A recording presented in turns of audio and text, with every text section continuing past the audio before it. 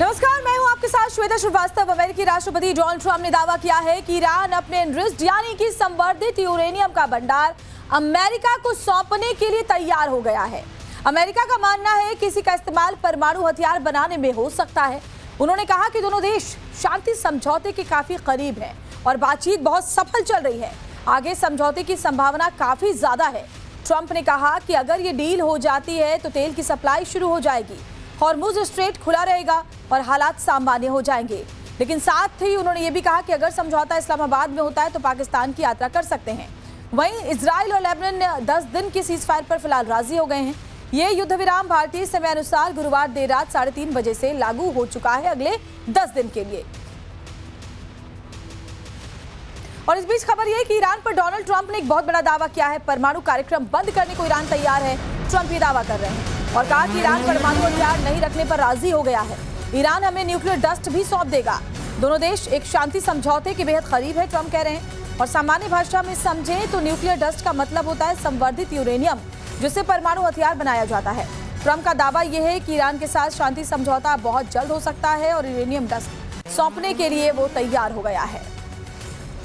The big thing we have to do is we have to make sure that Iran does not have a nuclear weapon, because if they do, you want to talk about problems, you'd have problems. So very important is that Iran does not have a nuclear weapon, and they've agreed to that. Iran's agreed to that, and they've agreed to it very powerfully. They've agreed to give us back the nuclear dust that's way underground because of the attack we made with the B-2 bomber. So we have a lot of agreement with Iran, and I think something's going to happen very positive. तो nuclear dust Iran हमें सौंपने पर राजी हो गया है, Trump ये दावा कर रहे हैं। वहीं ईरान युद्ध पर डोनाल्ड ट्रंप का एक बहुत बड़ा बयान आपको बताते हैं। अगर डील होती है तो इस्लामाबाद में जा सकता हूं और अगर डील नहीं होती है तो युद्ध फिर से शुरू होगा, ट्रंप ये कह रहे हैं। तो देखिए, पहली शांति वार्ता जो इस्लामाबाद में हुई थी वो फेल हो गई थी। उसके बाद आसिम मुनीर पहुंचे थे ईरान और वहां जाकर बात की। वहां फिर से मध्यस्थता की कोशिश उनकी तरफ से की गई। डोनाल्ड ट्रंप ने यह भी व्हाइट हाउस में मीडिया से बात करते हुए कही। ट्रंप ने कहा कि ईरान अब समझौता करना चाहता है, लेकिन अगर बातचीत फिर फेल हुई तो लड़ाई फिर से शुरू होगी। अमेरिका और ईरान के बीच युद्ध विराम खत्म होने में अब 6 दिन का वक्त बचा हुआ है और उससे पहले बात बन जाएगी, ऐसा दावा ट्रंप कर रहे हैं। I would go to Pakistan, yeah. Pakistan has been great. They've been so good. Islamabad, I might go. Yeah, I might go. If the deal is signed in Islamabad, I might go. If there's no deal, would you be willing to extend the ceasefire, or will the fighting resume, Mr. President? I would say the fighting. If there's no deal, fighting resume. हालांकि Iran की ओर से Trump के इन दावों की पुष्टि नहीं की गई है। यहाँ तक कि ईरान की सरकारी मीडिया ने तो ट्रंप के उस दावे का मजाक उड़ाया है जिसमें उन्होंने कहा था कि अमेरिका ईरान के साथ ऐसे समझौते के करीब है जिससे हॉर्मुज स्ट्रेट खुल सकता है। ईरान के सरकारी ब्रॉडकास्टर IRIB ने अपने आधिकारिक एक्स अकाउंट पर ट्रंप के बयान का वीडियो साझा करते हुए कहा कि अमेरिकी राष्ट्रपति हवाई किले बना रहे हैं। इसके साथ ही IRIB ने एक फारसी कहावत भी साझा की कि ऊंट कपास के बीज का सपना देखता है कि कभी उसे निकलता है तो कभी दाना दाना खाता है। यानी ऐसी उम्मीदें पाल रहा है जिनका जमीन पर कोई ठोस आधार है ही नहीं, क्योंकि ऊंट आमतौर पर रेगिस्तान में रहता है जहां कपास जैसी फसल उगती ही नहीं। इसलिए कपास का बीज ऊंट के लिए वो चीज है जो उसकी पहुंच से बाहर है और इसी से उन्होंने तुलना की है डोनाल्ड ट्रंप के दावों की।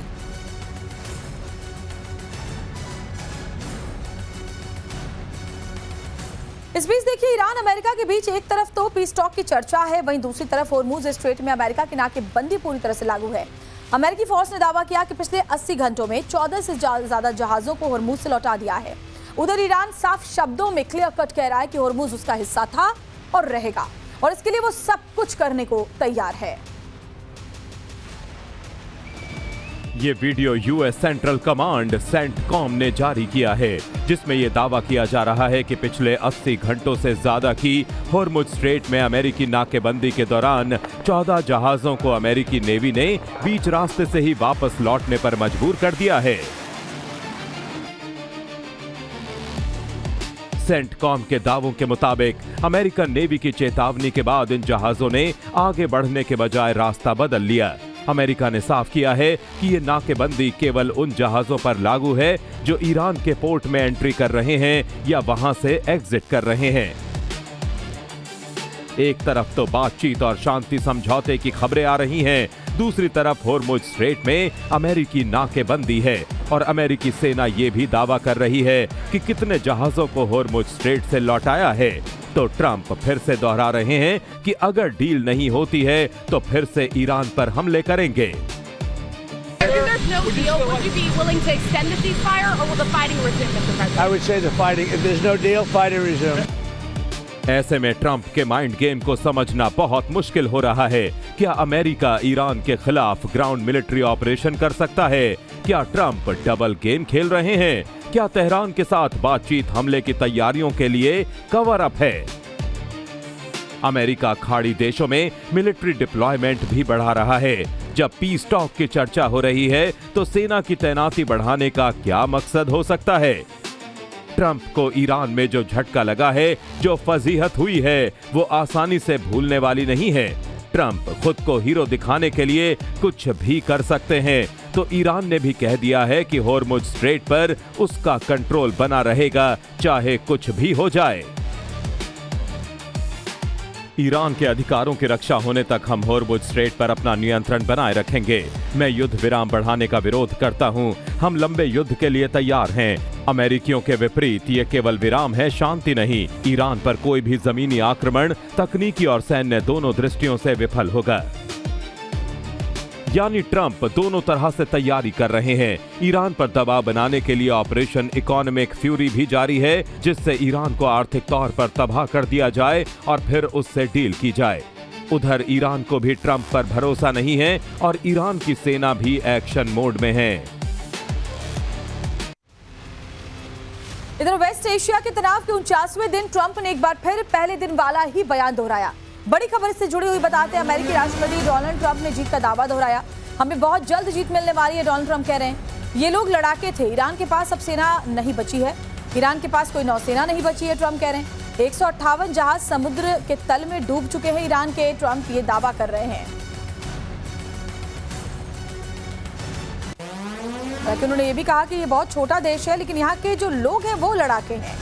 लेकिन ईरान के पास अब कोई सैन्य शक्ति नहीं बची, नौसेना नहीं बची। 158 जहाज समुद्र की तलहटी में डूब चुके हैं, इसीलिए अब वो हमसे हार चुका है। I said, we were in there for 2 months.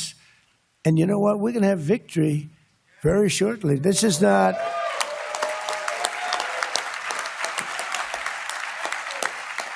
And against a very tough, smart country. These people were fighters. And, you know, I don't want to claim it before the fact, but they have no Navy left. 158 ships at the bottom of the sea. 158, think of it.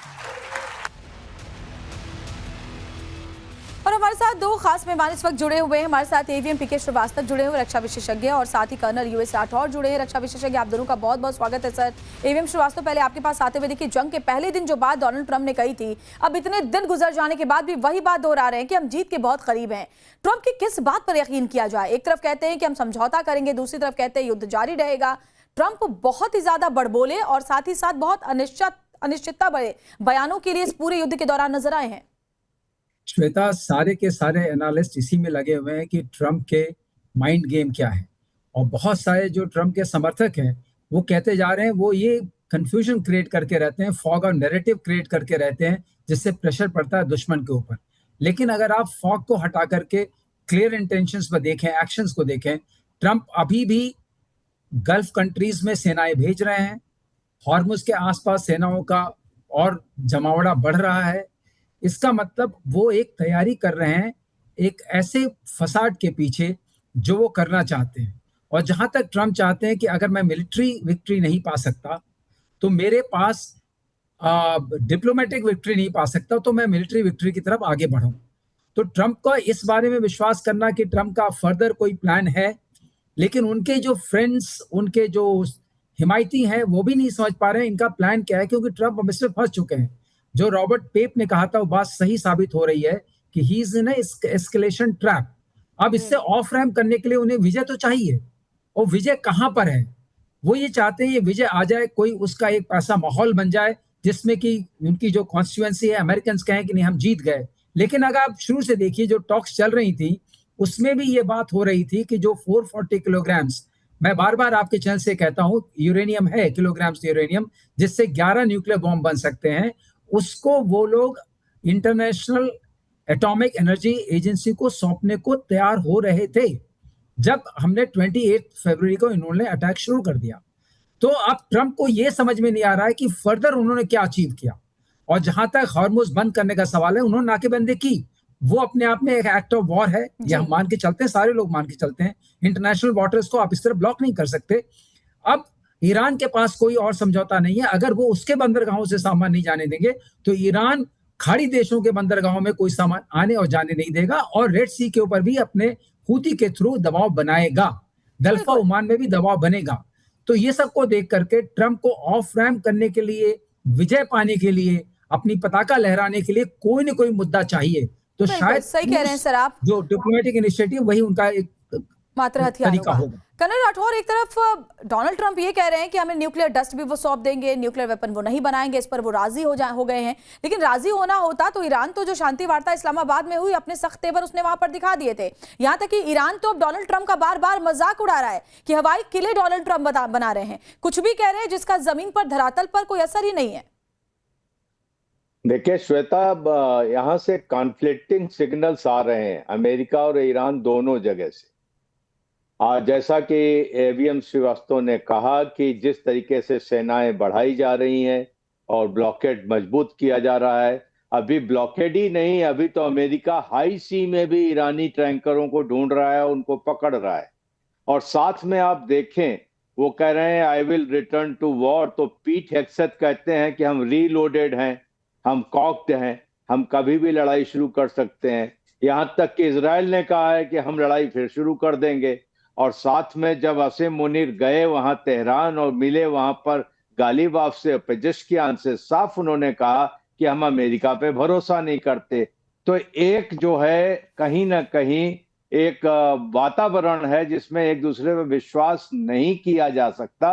और यहाँ Trump कह रहे हैं कि वो deal के करीब है, तो डील इतने जल्दी होती हुई नजर नहीं आ रही है। यहाँ पर जो एक है कि ट्रंप जान चुके हैं कि हम ईरान को धमका सकते हैं लेकिन युद्ध शुरू नहीं कर सकते। सबसे बड़ी बात है, वो खुद हिचक रहे हैं। बिल्कुल सही कह रहे हैं सर, माफ कीजिए आपको रोकना होगा, मैं लौटूंगी आपके पास। लेकिन इस बीच एक बड़ी खबर सर आ रही है, फिर आती हूं आपके पास। अमेरिका इजराइल ईरान युद्ध के बाद प्रधानमंत्री मोदी और अमेरिकी राष्ट्रपति डोनाल्ड ट्रंप के बीच मंगलवार को फोन पर बातचीत हुई थी।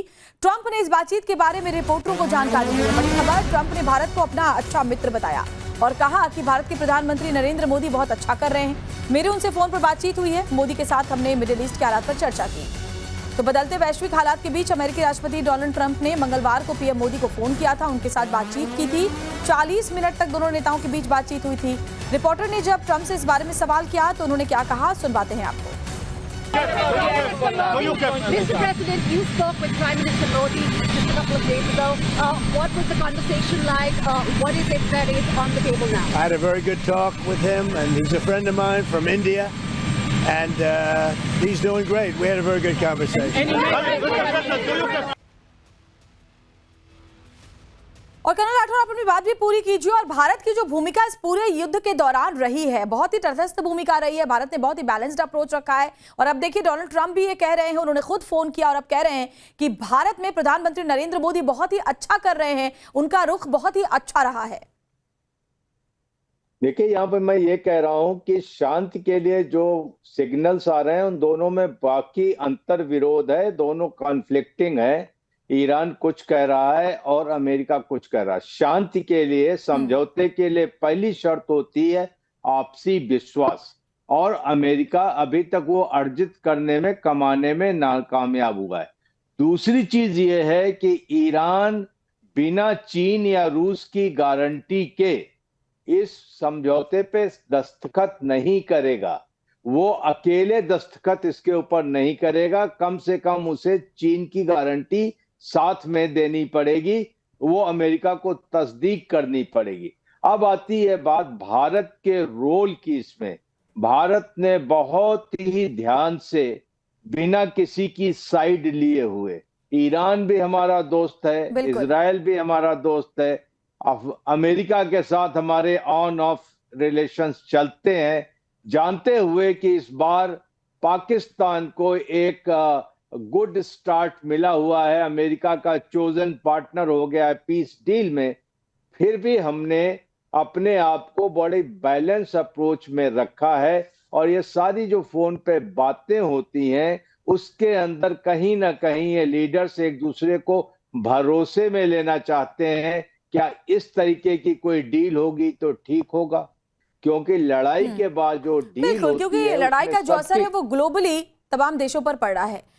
एक और बड़ी खबर इस बीच सामने आ रही है कि मिडिल ईस्ट संकट में अभी की जो बिग ब्रेकिंग है वो ये कि इजराइल और लेबनान में युद्ध विराम पर राजी हो गए हैं। इजराइल और लेबनान 10 दिनों का युद्ध विराम फिलहाल लागू हो चुका है। अमेरिका की मध्यस्थता के बाद इजराइल और लेबनान में सीज फायर हो गया है। अमेरिका के राष्ट्रपति डोनाल्ड ट्रंप ने इजराइल और लेबनान के बीच सीज फायर का ऐलान किया। ये बीती रात 2:30 बजे से लागू हो गया। हालांकि